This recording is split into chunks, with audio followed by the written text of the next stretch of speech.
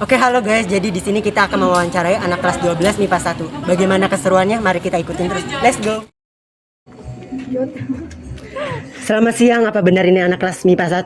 Iya. Jadi di sini kita mau menanya beberapa hal. Jadi untuk genre dari film itu termasuk apa ya? Drama komedi yang romantis. Apakah ada kendala saat proses pembuatannya? Ada lumayan banyak. Bisa dijelaskan? Iya. Yang pertama karena suaranya tuh terlalu susah banget gitu loh. Kayak jadi sebanyak suara orang, suara motor, suara orang yang jualan gitu, banyak yang lewat-lewat lah, intinya mengganggu itu. Yang kedua, properti, karena kita ngambil cerita zaman dahulu, jadi properti yang harus diperlukan ya zaman dahulu itu sangat sulit juga. Nah terus yang ketiga naskahnya, menghafal naskah, karena kita cuma ada tiga tokoh, satu tokohnya tuh ceritanya sangat banyak gitu, naskahnya sampai berlembar-lembar, jadi menghafalnya itu sangat sulit. Jadi pesan moral apa yang ada di dalam film tersebut? Pesan moralnya yaitu kita jangan terlalu berlarut dalam kesedihan, dan juga kita harus menjaga tutur kata kita, jangan sampai perkataan kita itu berbalik kepada diri kita sendiri. Banyak sekali ya pesan moral dari film tersebut. Jadi inti dari film itu tuh apa? Jadi seorang wanita yang suaminya telah meninggal 7 bulan lalu dan ternyata suaminya itu meninggalkan banyak hutang. Penagih hutang tersebut malah terpesona dengan kecantikan Nyonya Martopo ini, dan dari situlah muncul benih-benih cinta antara Nyonya Martopo dan penagih hutang tersebut. Itu sih intinya. Terima kasih sudah menjelaskan. Dari penjelasannya itu begitu mudah untuk dipahami. Jadi bagaimana menurut kalian? Apakah kalian semakin penasaran dari film ini? Jika kalian penasaran, mari kita lanjut ke videonya. Terima kasih.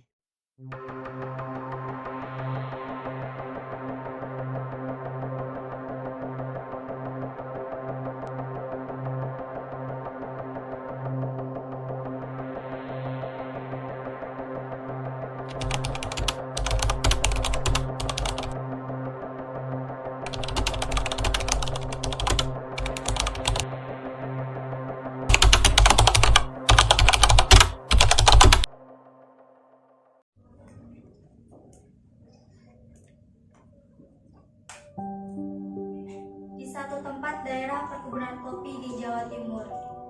Suatu daerah yang beralam indah, segar, dan kaya. Disinilah pemilik-pemilik perkebunan mempunyai rumah-rumah yang besar, bagus, dan mewah.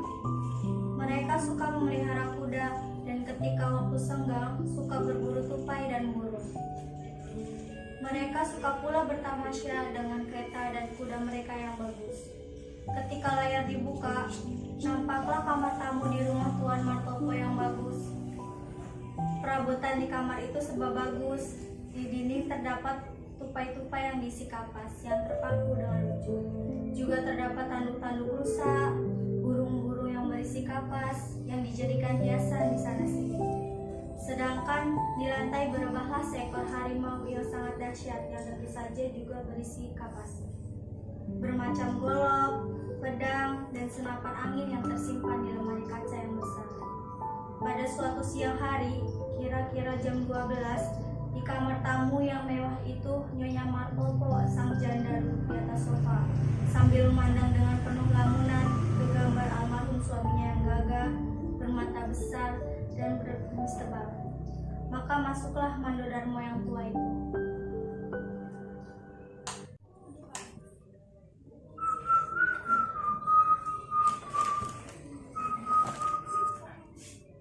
Lagi-lagi saya melihat Nyonya dalam keadaan seperti ini.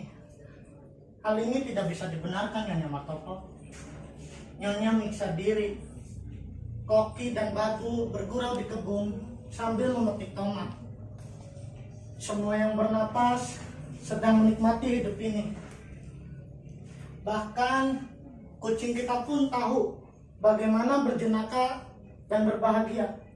Berlari-lari kian kemari di halaman, berguling-guling di rerumputan sambil menangkapi kupu-kupu. Tetapi Nyonya memenjarakan diri Nyonya di dalam rumah ini seakan-akan seorang suster di biara. Ya sebenarnya lah, bila dihitung secara tepat, Nyonya tidak keluar rumah ini tidak kurang lebih dari 1 tahun. Dan saya tak akan pergi keluar. Kenapa saya harus pergi keluar? Riwayat saya sudah tamat. Suami saya terbaring di kuburnya. Dan saya pun telah mengubur diri saya sendiri di dalam tempat dinding ini. Kami berdua telah sama-sama mati. Ini lagi. Ngeri saya mendengarkannya, Nyonya. Tuan Martopo telah mati. Itu kehendak Allah. Dan Allah telah memberikannya kedamaian yang abadi. Itulah yang Nyonya ratapi. Dan sudah sepantasnya Nyonya menjodainya. Orang toh tidak bisa terus-menerus meneteskan air mata dan memakai baju hitam yang muram itu. Pak Darmo, kenapa? Istri saya meninggal beberapa tahun yang lalu. Saya berduka cita untuknya. Sebulan penuh saya meneteskan air mata. Sudah itu selesai. Haruskah orang berkabung untuk selama-lamanya? Itu udah sepantasnya untuk suami Nyonya. Pakaian-pakaian pesta yang telah digerigiti tikus, seakan-akan tak ada lagi orang baik di dunia ini. Di daerah ini penuh dengan orang-orang yang menyenangkan. Di desa ini Pervini mengadakan location ya. Wah, bintang-bintangnya sangat kocak. Orang-orang tak akan puas melihat mereka.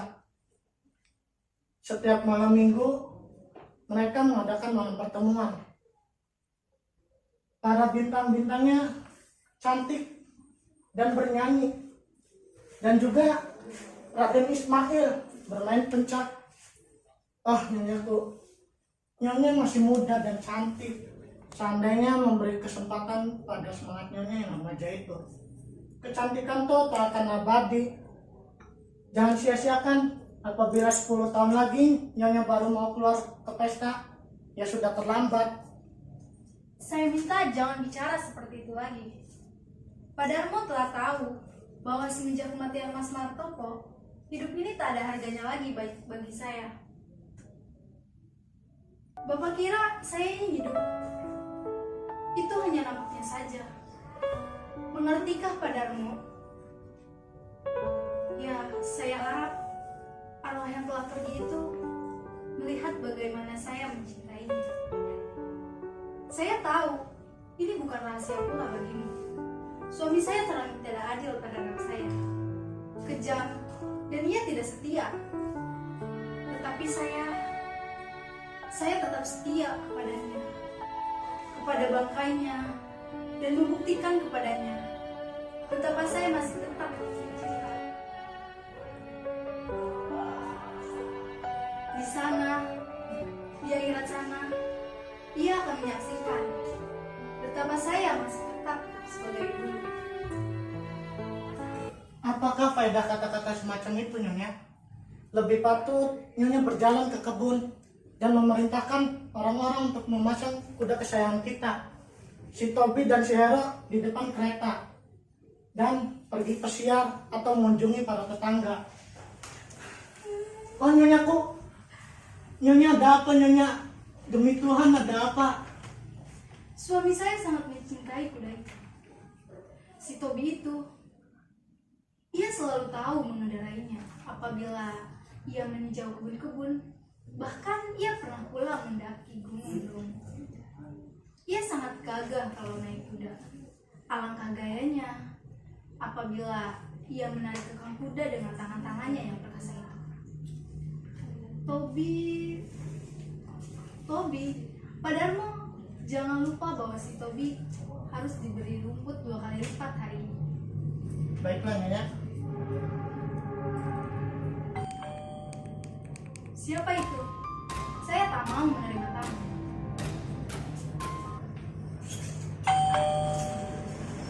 Engkau akan melihat, Martopo, betapa saya mencintai dan mengampunimu. Cinta saya bisa mati kalau saya pun sudah mati. Dan tidakkah engkau baik dan setia? Aku telah memalu. Aku adalah istri yang mengurung diriku sendiri dan tetap setia sampai mati. Dan kau tak punya malu, monyet yang tercinta. Kau selalu mengajak bertengkar dan meninggalkan aku berminggu-minggu lamanya. Nyonya, oh Nyonya tuh ada orang yang ingin bertemu dengan Nyonya, mendesak ingin bertemu. Sudah Bapak katakan bahwa semenjak kematian Mas Martopo, saya tak mau menerima seorang tamu. Sudah, saya sudah berkata seperti itu. Katanya urusannya sangat penting. Sudah Bapak katakan tak mau menerima tamu. Sudah, dia orangnya ganas. Dia mencaci maki saya dan dia nekat saja masuk ke ruang tamu. Baiklah, bawa dia kemari. Orang tak tahu adat, orang-orang tak guna, apa pula yang mereka kehendaki dari saya. Mereka mengganggu ketenteraman saya. Ya, sekarang saya sudah tenang. Saya harus masuk biara. Ya, biara. Saya mau masuk. Wah, orang goblok. Kau terlalu banyak ngomong. Kau gadai. Anda Nyonya Martopo. Ya, saya Nyonya Martopo. Saya merasa terhormat untuk memperkenalkan diri saya. Mayor Laskar Rakyat di zaman revolusi yang sekarang mengundurkan diri dan menjadi pengusaha perkebunan. Adapun nama saya Baitul Bilal. Saya terpaksa mengganggu Nyonya untuk suatu urusan yang luar biasa mendesak. Lo mau apa? Almarhum suami Nyonya, dengan siapa saya merasa beruntung bisa bersahabat, meninggalkan kepada saya 2 buah bon yang jumlahnya Rp12.000. Berhubung saya harus membayar bunga untuk sebuah hutang di bank rakyat besok pagi, maka saya memohon kepada Nyonya, hendaknya Nyonya mau membayar hutang tersebut hari ini. 12.000. Suami saya membuat apa saja pada Tuhan. Oh, macam-macam. Beras, kacang, kedelai, minyak, dan oh ya, dan juga rumput untuk kuda-kudanya. Oh. Padarmo, jangan lupa bahwa si Tobi harus diberi rumput 2 kali lipat hari ini. Baiklah, Nyonya. Tuan, bila Mas Martopo berhutang kepada Tuan, tentu saya akan membayarnya. Harus itu, harus. Tapi sayang, Loh, hari ini uangnya tidak ada pada saya. tapi kan Besok bendahara saya akan kembali dari kota dan saya akan memintanya untuk membayar apa yang sepantasnya harus Tuan terima. saya Tapi pada saat ini saya tidak bisa memenuhi permintaan Tuan. Lebih daripada itu, baru tepat 7 bulannya suami saya meninggal dunia dan saya tidak bernafsu untuk membicarakan masalah uang. dan saya sangat bernafsu untuk bunuh diri apabila saya tak bisa membayar bunga hutang saya besok pagi. Mereka akan menyita perkebunan saya, Nyonya. Besok lusa Tuan akan menerima uang itu. Saya tidak membutuhkannya besok lusa, tapi hari ini. Saya menyesal, tapi hari ini saya tidak bisa membayar. Dan saya tak bisa menunggu sampai besok lusa. Tapi apa daya saya bila saya tak punya uang hari ini? Jadi, Nyonya tak bisa membayar? Tak bisa. Itukah kata Nyonya yang terakhir? Yang terakhir, Sungguh-sungguh? sungguh-sungguh. Terima kasih. Dan mereka mengharapkan saya untuk menahan diri. Nagih pajak di jalan tadi bertanya kepada saya, kenapa saya selalu khawatir? Saya membutuhkan uang. Saya merasa leher saya terjerat. Dari kemarin pagi saya menagih hutang ke sana kemari. Seandainya saja ada yang mau membayar hutangnya, kan lumayan juga. Tapi tidak.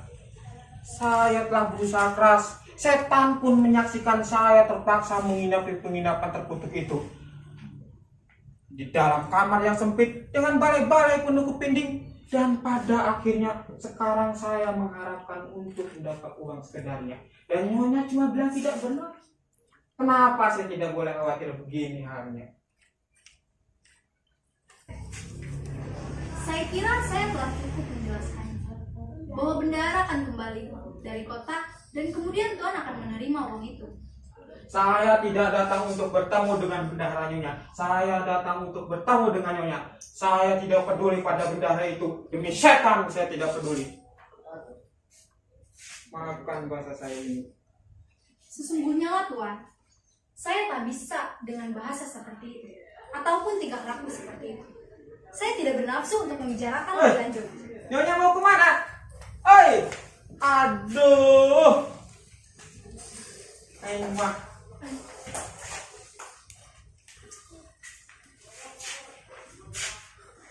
Apa bisa ku katakan sekarang? Tidak bernafsu. Tepat 7 bulan setelah suaminya mati. Saya harus membayar bunga besok pagi, bukan? Suaminya mati begitu saja. Bendaharanya pergi entah kemana. Semoga ditelan setan dia. Sekarang terangkanlah, apa yang harus saya lakukan? Apakah saya harus lari dari penagih bank itu dengan helikopter? Ataukah saya harus membutuhkan kepala saya ke tembok batu? Ketika saya datang ke saudaraku untuk menagih hutangnya, ia pakai taksi tak ada di rumah. Dan si Irwan itu terang-terangan saja lah disembunyi. Saya telah pula bertengkar dengan si Karto dan hampir saya lempar ia keluar jendela. Marno pura-pura sakit. Dan wanita ini tidak bernafsu katanya. Tak ada seorang pun yang mau membayar hutangnya. Mungkin sebab saya terlalu lemah dan terlalu sopan pada mereka. Tapi tunggulah, saya akan duduk di sini sampai kau mau membayar hutang saya. Betapa marahnya saya. Segenap urat saya gemetar karena marah.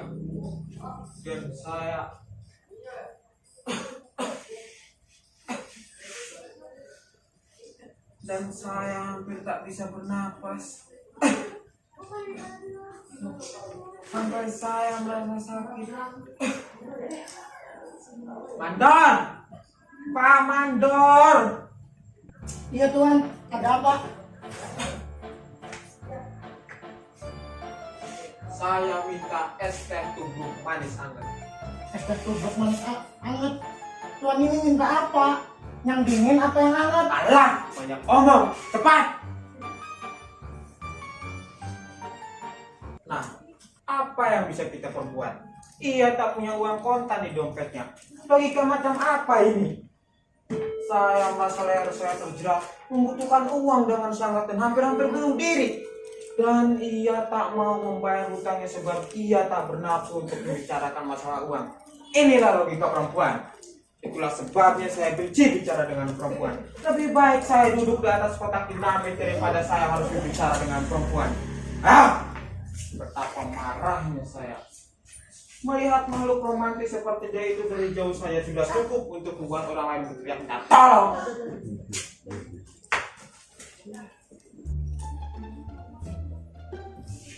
Bagus. Nyonya Martoto sedang sakit dan dia tidak mau bicara dengan kamu. Apa? Minggat! Sakit dan tak mau bicara dengan tamu? Baiklah, boleh saja. Saya akan duduk dan tinggal di sini sampai kau membayar hutang saya. Kalau kau sakit seminggu, saya akan duduk di sini seminggu. Kalau kau sakit setahun, saya akan duduk di sini setahun. Seluruh isi sorga akan menjadi saksinya. Saya harus mendapatkan uang saya kembali. Kau tidak akan bisa mengucapkan saya dengan duka citamu itu, atau dengan alis mata yang bagus itu. Aku tak lagi heran melihat alis matamu yang bagus itu. Ale! Woi, Ale! Lepaskan kuda dari kereta. Kita tak akan buru-buru pulang. Saya akan tinggal di sini. Suruh orang di kandang agar memberinya rumput 2 kali lipat. Kuda yang kiri itu rewel sekali. Aduh, jangan dipukul kudanya, goblok. Ya, boleh juga dipukul. Tapi pelan-pelan saja. Nah, begitu. Jangan betul. Puasnya kata tidak. Tak ada uang semalam tak bisa tidur. Dan sekarang baju hitam yang berkabung dan tidak bernafsu.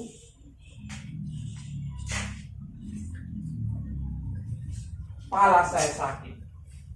Mungkin saya harus minum. Ya, saya harus minum. Mandor, Pak Mandor. Ada apa lagi tuan? Saya minta minum. Minum lagi, ini saja belum habis. Saya minta ganti. Gagalnya sudah nyata. Tak bisa dibantah lagi.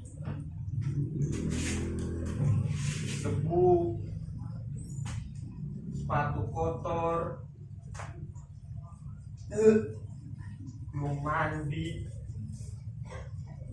jerami mengotori pakaian. Nyonya itu barangkali mengira saya ini seorang garong. Ya, memang agak kurang sopan masuk ruang tamu dengan pakaian seperti ini. Tapi tidak ada salahnya sampai sekarang. Saya datang tidak sebagai tamu, melainkan seorang penagih hutang. Seorang penagih hutang, dan tidak ada pakaian yang khusus bagi seorang penagih hutang. Wah, nampak bebas betul tuan di sini. Apa? Kepada siapa kau tujukan ucapanmu itu? Diam! Tak usah banyak omong. Kacau orang ini. Ya setan, betapa marahnya saya. Cukup marah untuk melempari dunia ini dengan lumpur.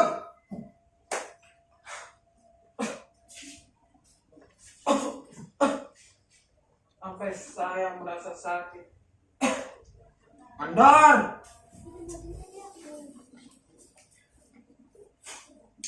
Tuan, selama hidup saya seperti ini, saya tak bisa mendengar suara manusia. Dan saya tak bisa tahan mendengar suara orang keras-keras. Sukailah hendaknya Tuan tidak mengganggu kedamaian saya. Bayarlah saya dan saya akan pergi. Tadi sudah saya katakan dengan jelas dalam bahasa Indonesia bahwa saya tak punya uang kontan. Tunggulah sampai besok lusa. Dan saya merasa terhormat untuk menerangkan kepada Nyonya juga dalam bahasa Indonesia bahwa saya membutuhkan uang tersebut hari ini, tidak besok-lusa. Tapi apa daya saya bila saya tak punya uang? Jadi Nyonya tak bisa bayar segera, begitu bukan? Ya, saya tak bisa. Kalau begitu saya akan duduk di sini sampai besok lusa. Nyonya akan membayarnya besok lusa, bagus sekali. Saya akan duduk dan tinggal di sini sampai besok lusa. Saya tanya kepada Nyonya, saya harus membayar bunga besok pagi bukan? Ataukah Nyonya pikir saya ini cuma berolok-olok? Tuan jangan berteriak. Ini bukan kandang kuda. Saya tidak sedang membicarakan kandang kuda. Saya sedang bertanya kepada Nyonya, saya harus membayar bunga besok pagi bukan? Tuan tak tahu cara memperlakukan seorang wanita. Loh, tentu saja saya tahu. Tidak, Tuan tidak tahu. Tuan ini orang kampung. Orang tak tahu adat. Seorang tuan yang terhormat tidak akan bicara seperti itu di depan seorang wanita. Wah, hebat betul. Nyonya tahu bagaimana seharusnya orang berbicara kepada Nyonya. Mungkin dalam bahasa Inggris barangkali. Dear lady, would you like to lend me your beautiful eyes? Pardon me for having disturbed you. What a beautiful weather we are having today. Shall we meet again tomorrow? Sama sekali tak lucu. Biadab namanya. Sama sekali tak lucu, biadab namanya. Saya tak tahu lagi harus bagaimana bersikap terhadap orang wanita. Nyonya yang terhormat, seumur hidup saya ini, saya telah menjumpai wanita lebih daripada Nyonya melihat burung gereja. Sudah 3 kali saya berkelahi karena urusan wanita. 12 wanita telah saya tinggalkan dan 9 wanita telah meninggalkan saya. Memang pernah saya mencinta, menderita, mengeluh pada bulan, meleleh disiksa oleh cinta. Tapi sekarang demi setan itu semua telah cukup. Untuk semua itu Nyonya, aku tak mau membayarnya setalen. Yang saya maksud bukannya teman cara saya sekarang, tapi wanita pada umumnya. Dari yang kecil sampai yang besar, mereka semua itu sombong, hipokritis, cerewet, menjengkelkan, tak setia dari kaki sampai kepala. Pongah tanpa guna, picisan, kejam, dengan logika yang memusingkan. Dan dalam hal ini, mohon dimaafkan keburukan saya. Tetapi yang lebih buruk dari semuanya ialah bahwa buaya ini menganggap dirinya sebagai seorang yang sangat artistik, seakan-akan mengambil monopoli sebagai makhluk yang menggiurkan. Biarlah setan menggantung diri saya apabila memang ada yang pantas cinta pada wanita. Apabila ia telah jatuh cinta, yang ia tahu hanyalah mengaduk dan melelehkan air mata. Tetapi ketika si lelaki mulai rela berkorban dan menderita, maka si wanita itu akan mencoba melagak dan menyeret lelaki tersebut seperti seekor kedai. Nyonya ini mempunyai nasib yang malang karena terlahir sebagai wanita. Dan tentu saja Nyonya tahu bagaimana sikap wanita itu. Coba katakan pada saya, demi kehormatan Nyonya, apakah Nyonya pernah berjumpa dengan wanita yang bisa jujur dan setia? Tentu saja tak pernah. Hanya wanita tua dan jelek saja yang bisa setia. Lebih gampang mencari kucing yang bertanduk atau gagak yang berbulu putih daripada mencari wanita yang bisa setia. Tapi izinkanlah saya bertanya, siapakah yang jujur dan setia dalam bercinta? Lelaki barangkali? Ya, tepat sekali. Lelaki tentu saja. Lelaki? Bagaimana Tuhan bisa berkata seperti itu? Lelaki jujur dan setia ini. Sementara soal ini kan sudah begitu jauh. Saya bisa mengatakan di sini bahwa lelaki yang saya kenal, suami saya adalah lelaki yang terbaik. Saya mencintainya dengan hangat, dengan segenap jiwa saya. Saya serahkan kemudahan saya, kebahagiaan saya, kekayaan saya, dan hidup saya. Itu saya menyembah padanya sebagai orang kafir. Dan apa yang terjadi? Lelaki yang terbaik ini mengkhianati saya dalam segala macam kesempatan. Setelah ia meninggal dunia, saya temukan mejanya penuh dengan surat-surat cinta. Ketika ia masih hidup, ia suka meninggalkan saya berbulan-bulan lamanya. Memikirkannya pun sudah ngeri. Ia bercinta-cintaan dengan wanita lain di hadapan saya. Ia memperolok perasaan saya. Ia memboroskan uang saya dan memperolok-olok perasaan saya. Tetapi toh, saya masih tetap jujur dan setia kepadanya. Dan lebih daripada itu, dia sudah mati, saya masih setia kepadanya. Saya kuburkan diri saya di dalam 4 dinding ini. Dan saya akan terus memakai baju hitam ini sampai ke liang kubur saya. Berkabung, Nyonya berkabung. Nyonya kira saya ini apa? Jangan kira saya tak tahu kenapa Nyonya memakai baju bagus yang hitam itu dan mengubur diri Nyonya di dalam 4 dinding kamar ini. Rahasia macam itu betapa romantisnya. Nyonya mau meniru dongeng, ha? Seorang bangsawan akan lewat di depan puri. Di dalam hatinya berkata, disinilah tinggal sang putri Chandra Kirana yang rela demi cintanya pada suaminya, rela mengubur hidupnya di dalam 4 dinding kamarnya. Oh, saya sudah mengerti akan sandiwara ini.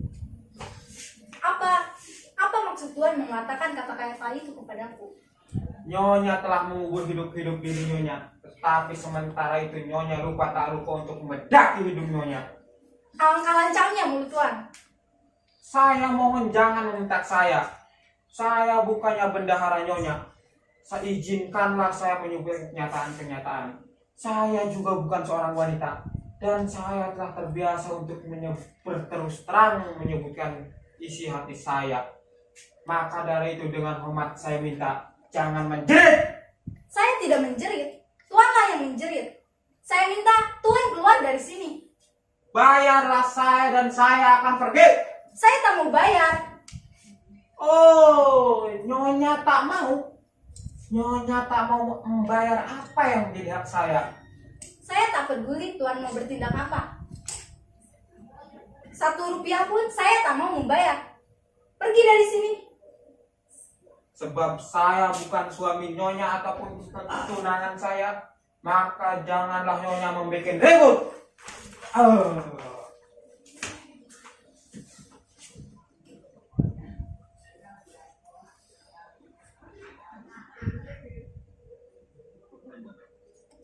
Apakah Tuan berniat akan duduk? Saya memang sudah duduk. Dengan hormat, pergilah.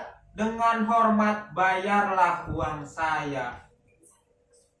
Saya tak sudi bicara dengan orang biadab. Pergi. Pergi atau tidak? Tidak. Tidak. TITD adakah? Tidak.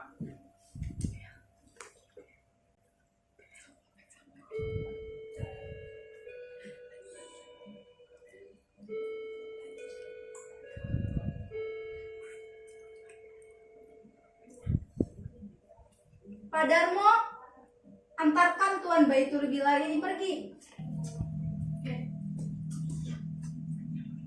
Tuan, mengapa Tuan tidak pergi jika diminta untuk pergi? Mau apa sebenarnya Tuan ini? Kau kira kau bicara dengan siapa? Hah? Ku bilang lumat kau nanti. Oh Tuhan, oh saya sakit. Sampai-sampai saya tidak bisa bernapas. Gimana Suto? Suto, Suto, Ahmad, Ahmad. Mereka sedang pergi semua dan saya mendadak sakit. Oh, air. Tuan Baitul Bilal, pergilah. Oi, Pergi. Pergi keluar. dengan hormat agak sopan sedikit.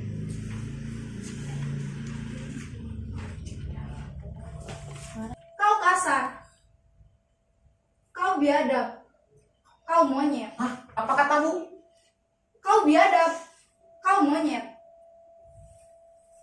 Izinkanlah saya bertanya, atas apa Nyonya menghina saya? Habis, mau apa lagi? Tuan kira saya takut pada Tuan. Nyonya kira karena Nyonya ini makhluk yang romantis, lalu Nyonya bebas menghina saya tanpa mendapat balasan. Saya menentang Nyonya. Ya Robi, air. Diam! Ini harus diselesaikan dengan duel. Apakah Tuan mengira bahwa Tuan begitu gagah? Lalu saya takut kepada Tuan. Saya tak mengizinkan seorang pun menghina saya. Dan saya tak mengecualikan Nyonya hanya karena Nyonya seorang wanita. Seorang seks yang lemah katanya. Badak. Kamu badak. Badak. Inilah saatnya untuk membuang tahayul yang lama, di mana hanya seorang lelaki saja yang harus memberi kepuasan. Bila ada persamaan antar lelaki dan wanita, mesti persamaan itu dalam segala hal. Emansipasi wanita, wow! Akhirnya toh ada batasnya juga, dan inilah buktinya. Jadi, Tuan betul-betul menantang duel atau bagaimana? Baiklah, Segera! segera. Tapi saya kurang berlatih tinju. Tetapi suami saya punya senapan angin. Tupai dan burung telah gugur karenanya. Dan sekarang dengan mudah akan menggugurkan Tuan juga. Oh, senapan angin? Boleh saja. Dengan gembira, saya akan menembus kepala Tuan. Semoga Tuan dimakan setan.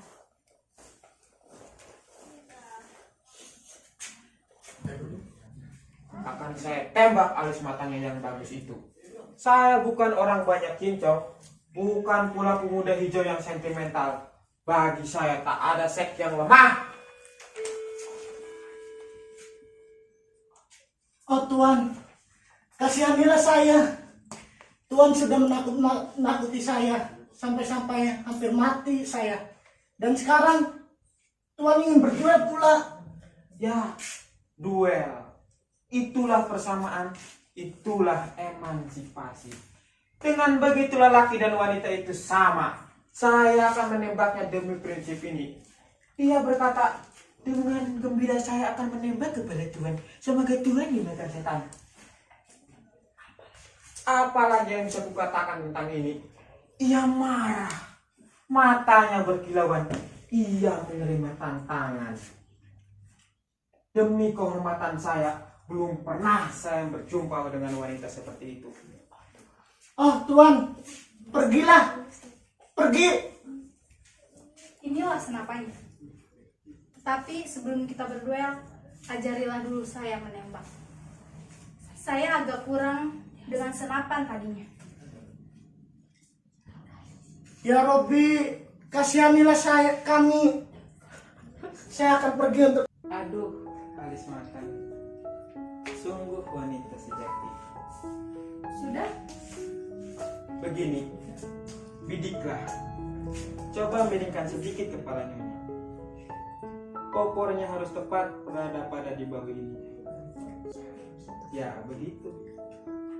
Tangan harap jangan kaku. Lemas tapi kuat. Coba ya. Jangan gemetar. Pelan-pelan bernapas. Bidiklah baik-baik. Enak bukan? Tak enak menembak di dalam rumah. Marilah kita keluar. Tapi saya belum selesai mengajar. Saya beri contoh dulu. Saya coba menembak ke udara. Terlalu, itu tak perlu. Kenapa? Sebab itu urusan saya. Tuan takut. Ya memang. Jangan begitu. Tuan yang terhormat jangan gila-gilaan. Ayo ikut saya keluar. Loh, kenapa keluar? Saya belum puas sebelum saya menembak Tuan. Apakah Tuan takut? Sebab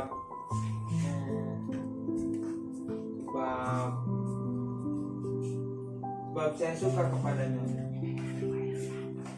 Tuan suka saya. Begitu beraninya kalau Tuan bilang Tuan suka saya. Pergi.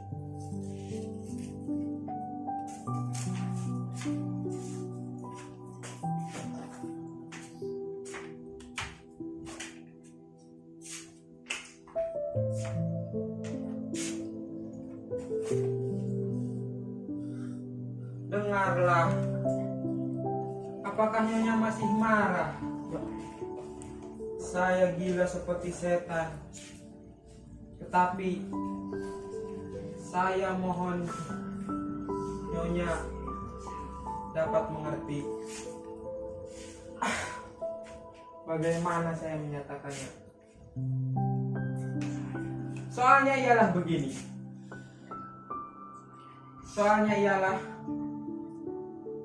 Apakah salah saya bahwa Nyonya berhutang kepada saya? Saya tidak bisa disalahkan, bukan? Saya suka kepada Nyonya. Mengertikah?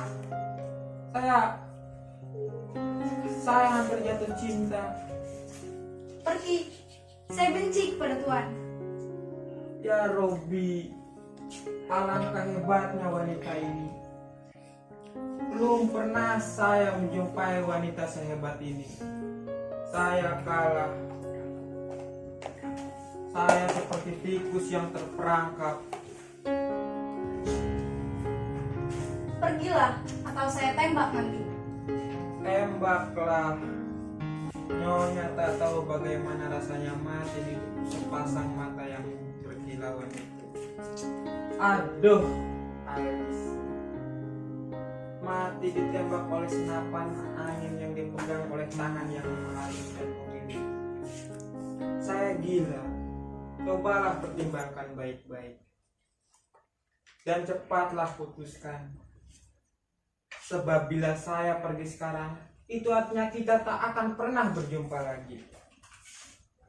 Putuskanlah. Bicaralah. Saya masih priai, orang terhormat, dan penghasilan saya sebulan tak kurang dari 10.000. Saya bisa menembak burung yang sedang terbang.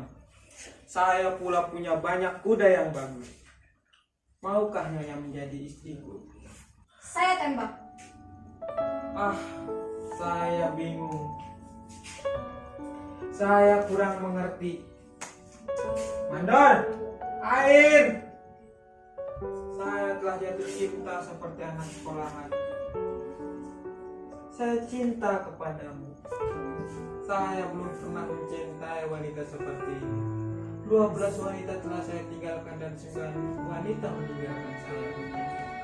Tapi tak seorang pun pernah saya cintai seperti aku mencintaimu.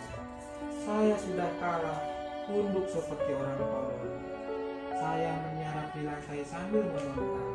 Terkutuklah saya ini. Sudah 5 tahun saya tidak jatuh cinta. Saya mohon pertolonganmu. Ya atau tidak? Sudikah Nyonya? Baiklah. Tunggu dulu. Ya. Tidak apa-apa. Tuan boleh pergi. Tetapi tunggu dulu. Tidak. Pergilah. Pergi. Saya benci kepada Tuan. Atau tidak. Jangan pergi. Oh, kalau Tuan tahu marahnya saya, jari saya linglung memegang benda seperti ini.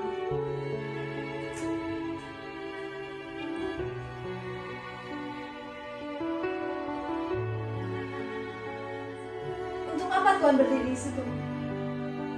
Selamat tinggal. Ya, pergilah. Kenapa pergi? Tunggu. Tidak. Pergi. Oh, alangkah marahnya saya ini. Jangan dekat. Oh, pergilah. Jangan mendekat. Jangan mendekat. Saya marah kepada diri saya sendiri. Apa yang saya butuhkan ialah jatuh cinta. Besok pagi saya harus pergi untuk membayar bunga di bank. Panen kopi sudah tiba dan kemudian muncullah Nyonya. Tak akan saya maafkan diri saya ini. Pergilah. Jangan cium tangan saya. Saya benci. Saya benci. Saya... Ya Tuhan, ya Rabbi.